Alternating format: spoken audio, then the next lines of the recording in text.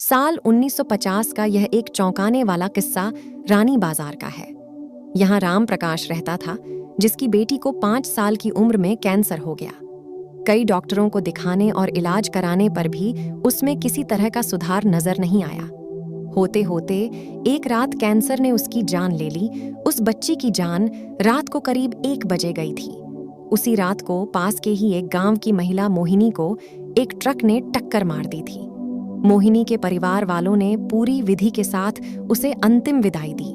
अब बच्ची के परिवार वाले भी उसे दफनाने के लिए जंगल की तरफ निकले। जंगल जाते समय अचानक से उस लड़की के शरीर में हलचल हुई। सभी हैरान हो गए कि मृत लड़की का शरीर कैसे हिल रहा है। थोड़ी ही देर में लड़की जिंदा हो गई और उसके परिवार वाले खुशी खुशी उसे अपने साथ घर ले आए।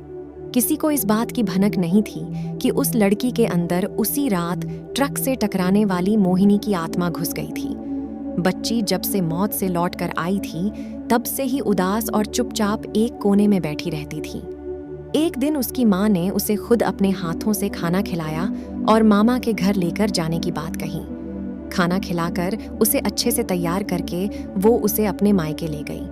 रास्ते में वो बच्ची जैसे ही उस ट्रक के हादसे वाली जगह पहुंची तो उसने अपनी माँ को कहा कि मेरा गांव इधर है। माँ ने उसकी बातों पर बिल्कुल गौर नहीं किया और उस बात को हंसी में टाल दिया। कुछ ही देर में वो अपनी बेटी के मामा यानी अपने भाई के घर पहुंच गई। 1-2 दिन बाद मामा जी के घर के आसपास ही बच्ची के अंदर घुसी मोहिनी को अपनी पड़ोसन सिमरन दिखी। उसने जोर से उसे नाम से पुकारा। सिमरन ने पलट कर देखा तो एक छोटी बच्ची थी।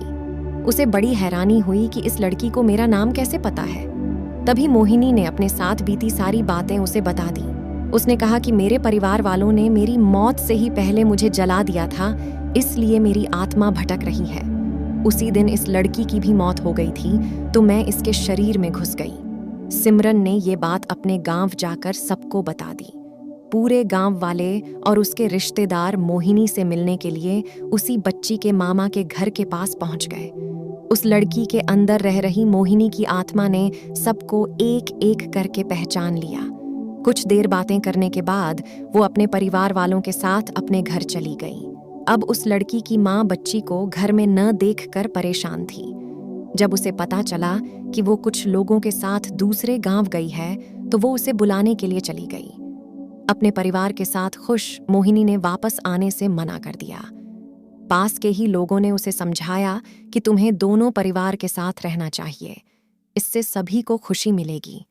तुम किसी एक परिवार को दुखी नहीं कर सकती हो। इस बात को सुनने के बाद लड़की के शरीर में रह रही मोहिनी अपनी माँ के साथ वापस आने के लिए राजी हो गई।